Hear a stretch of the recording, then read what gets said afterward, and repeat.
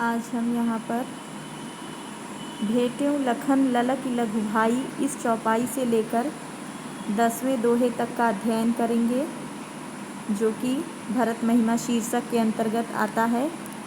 आइए अर्थ देखते हैं। भेंट्यों लखन ललक लघु भाई, बहुरि निषाद लीन उर लाई। पुनि मुनिगन दुहु भाइन बंदे, अभिमत आशीष पाई आनंदे। कि ये उस समय का वर्णन है जब भरत पहुंच जाते हैं राम जी के पास वन में, और लोग एक दूसरे से प्रेम पूर्वक मिल रहे होते हैं। तो उसी के आगे का चित्रण करते हुए तुलसीदास जी कहते हैं कि भेंट्यों लखन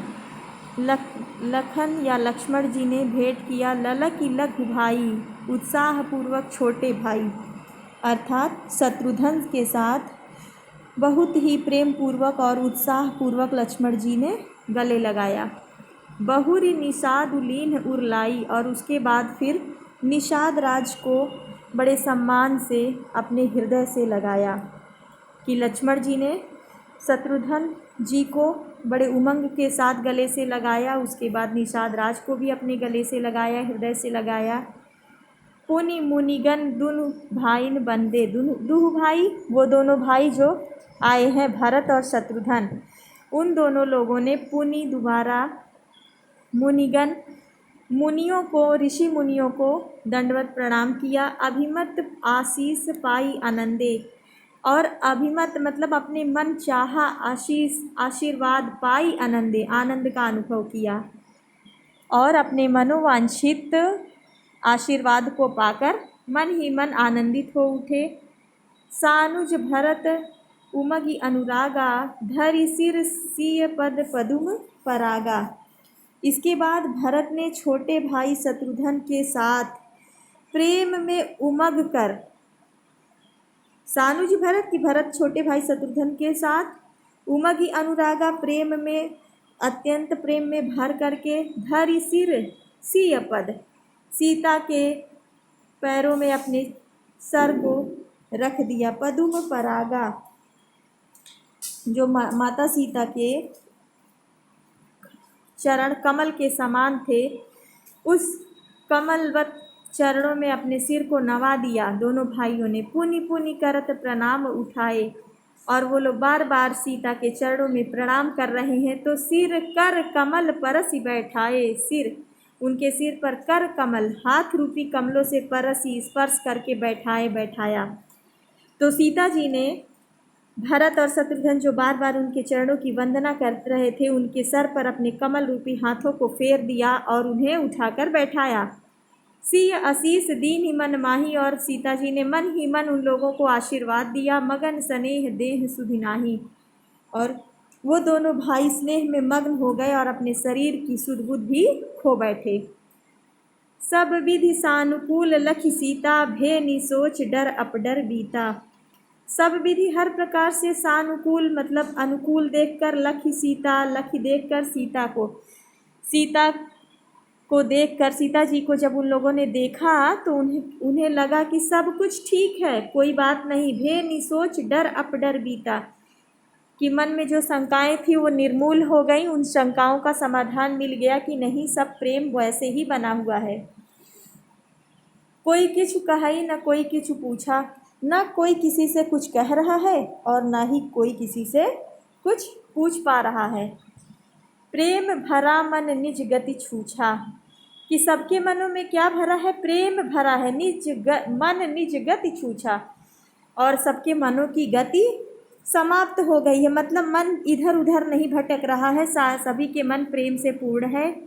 ते ही अवसर केवट धीरज धरी, उस अवसर पर केवट निषाद राज धीरज को धैर्य को धारण करते हुए जोर पानी बिनवत प्रणाम करी, अपने दोनों हाथों को जोड़ करके प्रणाम करके विनती करते हैं श्री राम से। क्या? नाथ साथ मुनिनाथ के, मातु सकल पुर लोग, सेवक सेनप सचिव सब आए विकल वियोग।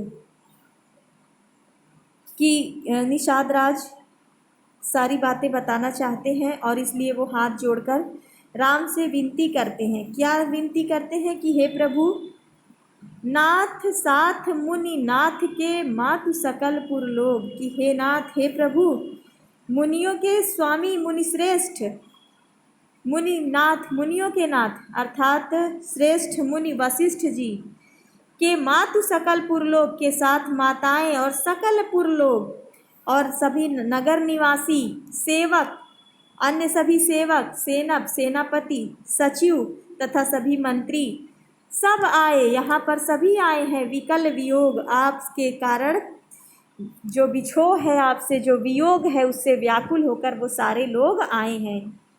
हे प्रभु राम, मुनियों में श्रेष्ठ मुनि वशिष्ठ जी के साथ सभी माताएं, नगर निवासी, सारे सेवक, सेनापति और सभी मंत्री आपसे वियोग के कारण व्याकुल होकर के आए हुए हैं।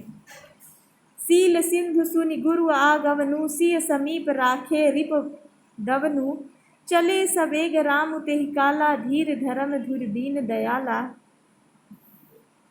कि जब केवट के मुख से श्री राम सुनते हैं सील सिंधु, कि सील के सागर, धैर्य के जो सागर हैं, श्री राम सुनि गुरु आगन, गुरु के आगमन की बात सुन करके, सिय समीप राखे, सीता जी के समीप रखते हैं, किसको?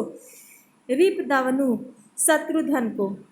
कि जब केवट के मुख से राम जी सुनते हैं कि गुरुओं का भी आगमन हुआ है, तो वो शील के समुद्र श्री राम जी शत्रुघ्न जी को सीता जी के समीप छोड़ते हैं। चले सवेग राम तेहि काला, और बड़ी ही तीव्रता के साथ उनसे मिलने के लिए चल पड़े। धीर धर्म धुर दीन दयाला, कि धीर धर्म, धीरता और धर्म की, धुर धूरी, दीन दयाला, दीनों पर दया करने वाले श्री राम बड़ी ही तेज गति से गुरुओं से मिलने के लिए चल पड़े। गुरहि देख सानुज अनुरागे, दंड प्रणाम करत प्रभु लागे।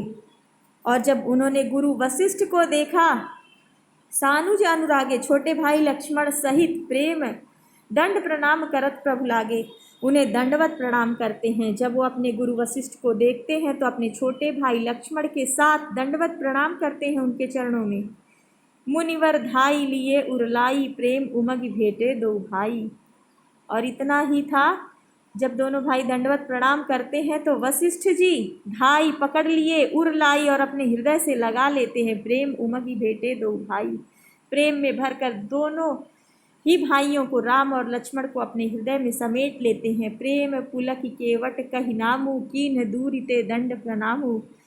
और प्रेम में भरकर वो केवट निषाद राज कहि नामु, अपने नाम को बताते हुए, कीन्ह दूरि ते दंड प्रणामु, बड़ी दूर से ही वशिष्ठ मुनि से दूरी बरतते हुए, वो दूर से ही अपने आप को वो निम्न जाति का समझते हुए, अपने आप से दूरी बनाते हुए उन्होंने ऋषि वशिष्ठ जी को प्रणाम किया। राम सखा ऋषि बरबस भेटा, जनु मही लुठत स्नेह समेटा। लेकिन केवट को क्या, राम का मित्र जान करके, राम का सखा जान करके ऋषि बरबस भेटा, महर्षि वशिष्ठ उनसे बरबस ऐसे मिल पड़े, जनु मही लुठत, की जैसे मही पृथ्वी पर, लुठत मतलब लोटपोट कर रहा, सनेट स्नेह समेटा, प्रेम को समेट लिया। लेकिन उस निषाद राज की जाति के बारे में न सोचते हुए वशिष्ठ ने उन्हें राम का सखा या राम का मित्र जान करके उनको ऐसे अपने गले से लगा लिया, इस प्रकार अपने बाहों में भरकर बैठ लिया कि जैसे पृथ्वी पर प्रेम लोटपोट रहा हो और कोई उसे अपने बाहों में भर ले। आगे देखिए, रघुपति भगति सुमंगल मूला, नभ सराही सुर बरसहि फूला, एहि सम निकट नीच को नाही, बड़ वशिष्ठ सम को जग माही। श्री राम की जो भक्ति है, रघुपति भगति, श्री राम की जो भक्ति है, सुमंगल मूला, सभी मंगलों की मूल है, जड़ है।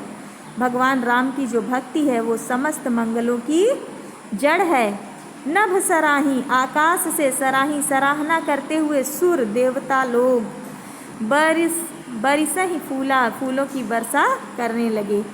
राम की जो भक्ति है वो समस्त मंगलों की जड़ है। इस प्रकार से सराहना करते हुए, बड़ाई करते हुए देवता लोग आकाश से फूलों की वर्षा करने लगे और कहने लगे, एहि सम निकट नीच को नाही, बड़ वशिष्ठ सम को जग माही।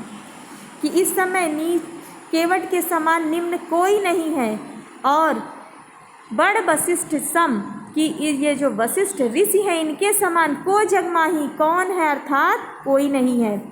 इस समय केवट के समान निम्न और मुनि वशिष्ठ जी के समान श्रेष्ठ कोई नहीं है। क्यों? क्योंकि भक्ति के परिणाम स्वरूप ही वशिष्ठ जी ने उनकी भक्ति को देखकर, निषाद राज के प्रेम को देखकर उन्हें अपने गले से लगा लिया। जे ही लख नहु ते अधिक मिले मुदित मुनिराउ, सो सीतापति भजन को प्रगट प्रताप प्रभाऊ। क्या बता रहे हैं कि जिस केवट को देखकर मुनि श्रेष्ठ वशिष्ठ जी लक्ष्मण से भी अधिक प्रसन्नता के साथ मिले, जे ही लखनऊ ते अधिक मिले मुदित मन राव की, अधिक मुदित मतलब प्रसन्न होकर, मुनि राव ऋषि वशिष्ठ जी अधिक प्रसन्न होकर, लक्ष्मण से भी ज़्यादा प्रसन्न होकर जो ऋषि वशिष्ठ जी निषाद राज से मिलते हैं, सो सीतापति भजन को प्रगट प्रताप प्रभाऊ। वह सीतापति अर्थात राम के भजन को प्रगट प्रताप प्रभाव की, भक्ति के प्रताप का ही प्रभाव है, जिसने केवट और वशिष्ठ का मिलन करा दिया। अर्थात कि यह सीता के पति श्री राम के भजन या भक्ति का ही परिणाम है कि निषाद राज को भी वशिष्ठ ऋषि ने अपने गले से लगा लिया।